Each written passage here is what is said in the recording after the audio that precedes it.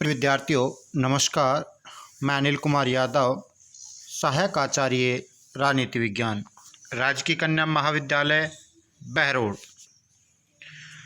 विद्यार्थियों, YouTube video channel में आपका हार्दिक स्वागत और अभिनंदन। जैसा कि विद्यार्थियों पिछले वीडियो में हमने आपको विधानमंडल के बारे में बताया था।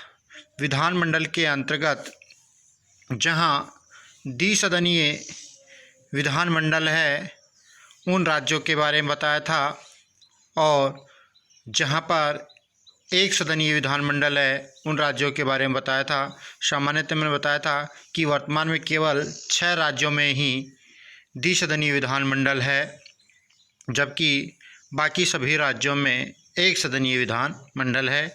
एक सदनीय विधानमंडल में राज्यपाल और विधानसभा से मिलकर विधानमंडल बनता है, जबकि द्विसदनीय विधानमंडल में राज्यपाल, विधानसभा और विधान परिषद से मिलकर राज्य विधानमंडल का गठन होता है। तो इसी कड़ी में आपको विधान परिषद, जो कि राज्य विधानमंडल का द्वितीय सदन होता है, उसके बारे में हमने चर्चा की थी। और आज के इस वीडियो में हम राज्य विधानमंडल के प्रथम सदन, जिसको हम विधानसभा कहते हैं, पर चर्चा करेंगे। तो सबसे पहले हम बात करें विधानसभा की संरचना। विधानसभा की संरचना के संदर्भ में जब हम बात करते हैं तो विद्यार्थियों, विधानसभा के सदस्यों का जो निर्वाचन है वो प्रत्यक्ष रूप से वयस्क मताधिकार के आधार पर होता है, जबकि आपने देखा होगा विधान परिषद के जो सदस्य थे उनका निर्वाचन और मनोनयन अलग अलग तरीक़ों से होता था। जहां विधान परिषद के 5/6 सदस्य निर्वाचित होते थे और 1/6 सदस्य राज्यपाल द्वारा मनोनीत किए गए थे। यहाँ हम बात करेंगे राज्य विधानसभा की। तो राज्य विधानसभा के सदस्यों का निर्वाचन प्रत्यक्ष रूप से होता है, प्रत्यक्ष रूप से वयस्क मताधिकार के आधार पर किया जाता है, जिसमें जनता प्रत्यक्ष रूप से भाग लेती है, जिनका मतदाता सूची में नाम है। 23वें संविधान संशोधन के बाद राज्यपाल एंग्लो इंडियन समुदाय के एक व्यक्ति को विधानसभा में मनोनीत करेगा, इस बात की व्यवस्था की गई है, परंतु नागालैंड और सिक्किम इसके अपवाद हैं। तो यहाँ विद्यार्थियों इस बात पर विशेष ध्यान देना होगा कि 23वें संविधान संशोधन के तहत ही राज्य विधानसभाओं में भी एंग्लो इंडियन समुदाय का एक प्रतिनिधि मनोनीत करने की व्यवस्था की गई थी कि जब राज्यपाल को कभी ऐसा लगे कि राज्य विधानसभा के अंदर एंग्लो इंडियन समुदाय को प्रतिनिधित्व नहीं मिला है, तो वो एक सदस्य को राज्य विधानसभा के लिए मनोनीत कर सकता है, परंतु नागालैंड और सिक्किम इसके अपवाद हैं। इसके अलावा जब हम बात करें कि संविधान में विधानसभा के सदस्यों की न्यूनतम संख्या और अधिकतम संख्या निर्धारित की गई है, जिसके अंतर्गत विधानसभा में अधिकतम सदस्य संख्या 500 तथा न्यूनतम सदस्य संख्या 40 रखी गई है, जिसका उल्लेख भारतीय संविधान के अनुच्छेद 170 में किया गया है। इसके अलावा कुछ ऐसे छोटे राज्य हैं जिनमें इससे भी कम रखी गई है। कुछ छोटे राज्यों के लिए न्यूनतम संख्या को 60 से कम कर दिया गया है।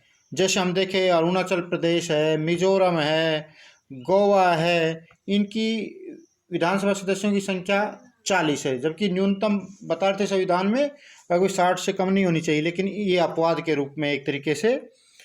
इसके अलावा वर्तमान में जो सबसे बड़ी विधानसभा है वो उत्तर प्रदेश की है, जिसमें 403 सदस्य हैं चुनकर आते हैं। और बात करें सबसे छोटी विधानसभा की, तो सबसे छोटी विधानसभा सिक्किम की है, जिसमें केवल 32 सदस्य हैं। तो यहाँ पर विद्यार्थी हमने देखा विधानसभा की संरचना, जो राज्य विधानमंडल का प्रथम सदन होता है उसकी संरचना के बारे में अपने यहाँ चर्चा की। तो इस पे दो तीन चीज़ों को फोकस करना है कि राज्य विधानसभा के सदस्यों का जो निर्वाचन होता है वो प्रत्यक्ष रूप से वयस्क मताधिकार के आधार पर किया जाता है। दूसरी बात आई कि किसी राज्य की विधानसभा में अधिकतम कितने सदस्य हो सकते हैं और न्यूनतम कितने हो सकते हैं। तो इसका उल्लेख भारतीय संविधान के अनुच्छेद 170 में किया गया है, जिसमें अधिकतम सदस्य संख्या 500 हो सकती है और न्यूनतम 60। लेकिन कुछ राज्य हैं जो छोटे राज्य हैं वो अपवाद भी हैं, जिनमें जो कुल सदस्य संख्या है वो, जैसे अरुणाचल प्रदेश, मिजोरम, गोवा में 40 ही है। इसके अलावा सबसे छोटा जो विधानसभा है वो सिक्किम की है, जिसमें केवल 32 सदस्य हैं। तो इस प्रकार ये कोई ज़्यादा महत्व नहीं रखता, वो क्षेत्रफल के आधार पर और उनकी आबादी के आधार पर ये सारा कुछ निर्भर करता है। और फिर बताया था कि सबसे बड़ा विधानसभा क्षेत्र जो है, विधानसभा जो है वो 403 सदस्यों की यूपी की है और सबसे छोटी है वो सिक्किम की है। अब बात आती है कि संपूर्ण जो एक राज्य की विधानसभा क्षेत्रों को विधानसभा क्षेत्रों में बांटा जाता है तो उसका आधार क्या है। तो उसका आधार ये कम से कम 75,000 की जनसंख्या पर एक प्रतिनिधि चुनकर आए, ये व्यवस्था संविधान में की गई है। अब अपन बात करते हैं विधानसभा के सदस्यों का कार्यकाल। अब विधानसभा के सदस्यों का कार्यकाल कितना होता है। तो सामान्यतः विधानसभा की अवधि पहली बैठक से 5 वर्ष तक की होती है। विधानसभा की जो पहली बैठक होती है उससे लेकर 5 वर्ष तक विधानसभा का कार्यकाल होता है, परंतु राज्यपाल 5 वर्ष से पहले भी विधानसभा को भंग कर सकता है। विधानसभा के कार्यकाल की जब बात करें तो विधानसभा का कार्यकाल विधानसभा की पहली बैठक से 5 वर्ष तक का होता है, पर राज्यपाल 5 वर्ष से पहले भी विधानसभा को भंग कर सकता है। उसके कई अलग अलग आधार हैं, जिन कारणों के आधार पर वो समय से पूर्व भी विधानसभा को भंग कर सकता है। इसी तरह यदि देश में राष्ट्रीय आपातकाल लागू हो, अनुच्छेद 352 के तहत राष्ट्रीय आपातकाल लागू हो, उस स्थिति में संसद के द्वारा राज्य विधानसभा का कार्यकाल 1 वर्ष के लिए बढ़ाया जा सकता है। राष्ट्रीय आपातकाल की स्थिति में अनुच्छेद 352 के तहत युद्ध, बाह्य आक्रमण या सशस्त्र विद्रोह देश के अंदर छिड़ा हुआ हो, उन परिस्थितियों में चुनाव कराना संभव नहीं हो पाता है और ऐसी परिस्थितियों में संसद को यह शक्ति दी गई है कि वह राज्य विधानसभा के कार्यकाल को 1 वर्ष के लिए आगे बढ़ा सकता है। तो इस प्रकार हमने इसके कार्यकाल के बारे में बताया। इसके अलावा राज्यपाल के प्रतिवेदन के आधार पर या अन्यथा राष्ट्रपति को यह आभास हो जाए कि राज्य में संविधान के अनुसार शासन नहीं चल रहा, तो भी राष्ट्रपति राज्य में आपातकाल की घोषणा कर सकता है और विधानसभा को भंग कर सकता है।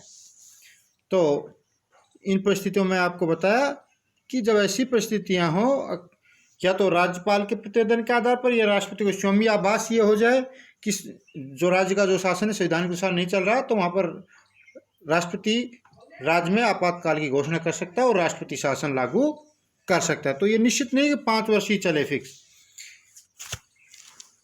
इसके अलावा कोई भी व्यक्ति यदि राज्य विधानमंडल के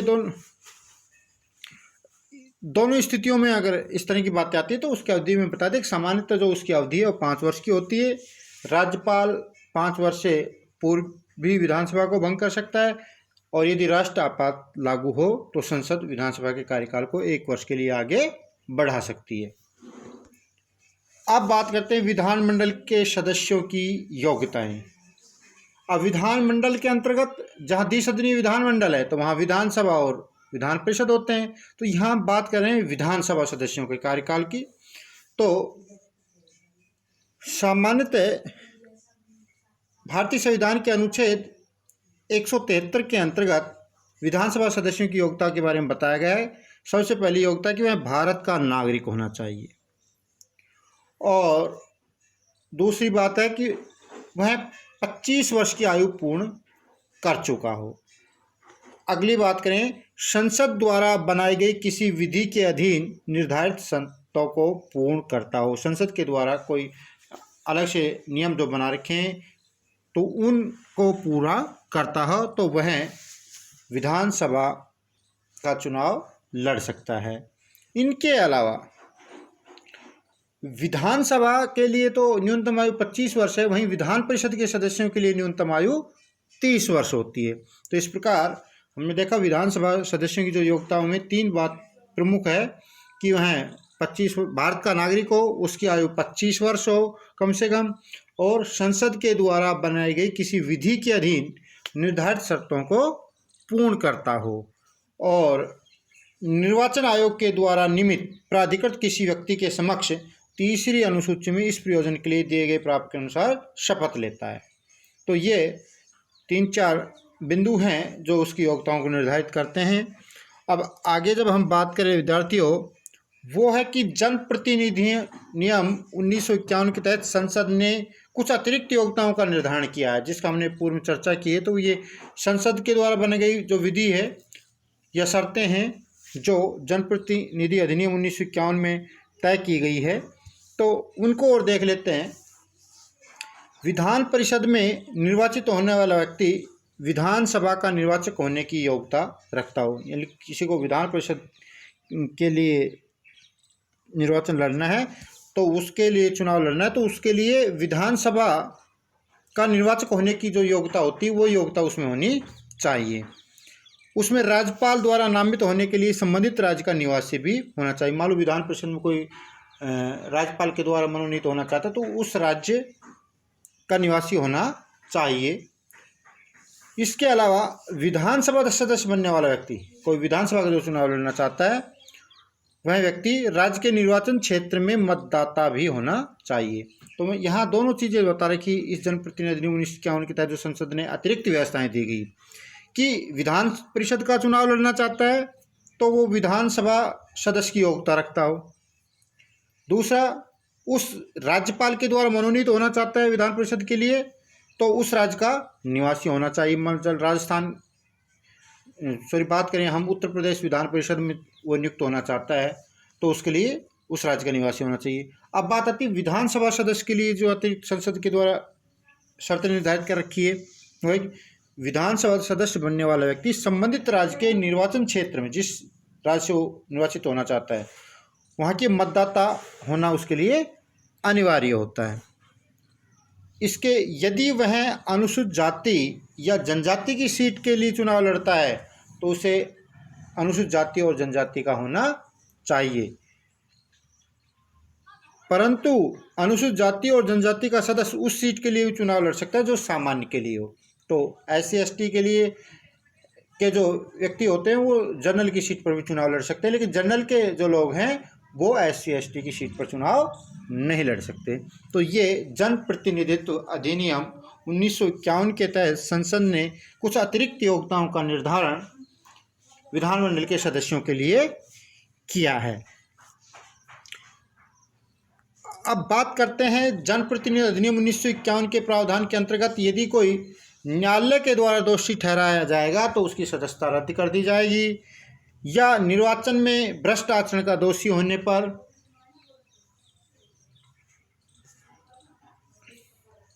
अब बात आती दोहरी सदस्यता।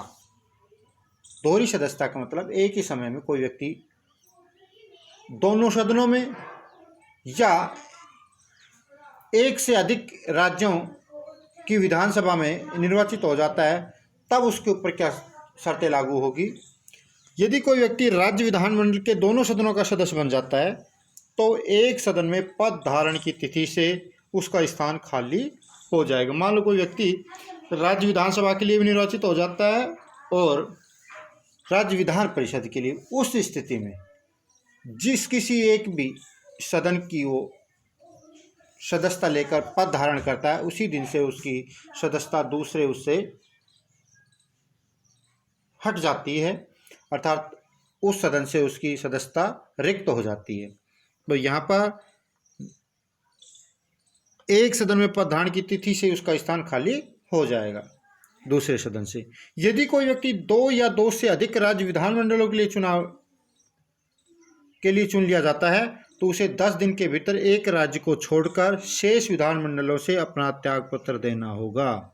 हाँ, मान लो 2 या 2 से अधिक राज्यों के विधानमंडलों में उसने चुनाव लड़े और वहाँ सब जगह जीत गया, तो अब वो एक जिस राज्य विधानमंडल में वो सदस्य रहना चाहता है उसको छोड़कर अन्य सभी राज्यों के विधानमंडलों से उसे अपनी सदस्यता त्यागनी होगी 10 दिन के भीतर। अन्यथा यदि ऐसा नहीं करता है तो उसका स्थान सभी विधानमंडलों में खाली हो जाएगा तथा उसकी सदस्यता रद्द कर दी जाएगी। तो इस प्रकार विद्यार्थियों, हमने देखा कि कोई व्यक्ति यदि दोनों सदनों में निर्वाचित हो जाता है या 2 या 2 से अधिक राज्यों के विधानमंडलों में निर्वाचित हो जाता है तो वो केवल और केवल एक समय में केवल एक ही सदन का सदस्य हो सकता है, एक ही राज्य के विधानमंडल में सदस्य रह सकता है। अब बात आती है विद्यार्थियों, अगले बिंदु पर चलें हम, अनुपस्थिति के कारण सदस्यता रद्द। यदि कोई विधानसभा सदस्य या विधान परिषद का सदस्य लगातार 60 दिन तक अनुपस्थित रहता है और बिना अनुमति के, तो उसका स्थान रिक्त घोषित किया जा सकता है। कोई व्यक्ति लंबे समय से लगातार 60 दिन से बिना सूचना के सदन से अनुपस्थित है तो उसकी सदस्यता रद्द की जा सकती है। परंतु यदि सदन का अध्यक्ष अनुपस्थित रहने के कारणों से सहमत है, कोई लंबी बीमारी के कारण या कई अन्य और कारणों से, अस्वस्थता के कारण, यदि सदन का अध्यक्ष अनुपस्थित रहने के कारणों से असहमत हो उसे सदस्य बने रहने की अनुमति दे सकता है। सामान्य तो यह है कि यदि अध्यक्ष असंतुष्ट है या कोई व्यक्ति 60 दिन तक लगातार बिना सूचना के अनुपस्थित रहा है और अध्यक्ष इस बात से असहमत है तो उसकी सदस्यता रद्द की जा सकती है। परंतु यदि उचित कारणों से अध्यक्ष सहमत हो जाए तो उसकी सदस्यता बनी रह सकती है। तो इस प्रकार हमने विद्यार्थियों देखा यहाँ पर विधान मंडल के गठन के संदर्भ में विधानसभा की संरचना के बारे में, विधानसभा की कार्यकाल के बारे में, विधानमंडल सदस्यों की योग्यता के बारे में, जन प्रतिनिधित्व 1951 के तहत संसद के द्वारा निर्धारित की गई अतिरिक्त योग्यताओं के बारे में और दोहरी सदस्यता की स्थिति में और अनुपस्थिति के कारण सदस्यता रद्द होने के प्रावधान। तो इस प्रकार विद्यार्थियों, हमने यहाँ राज्य विधानसभा के बारे में चर्चा की। आशा करता हूँ आपको बहुत कुछ समझ आया होगा। धन्यवाद।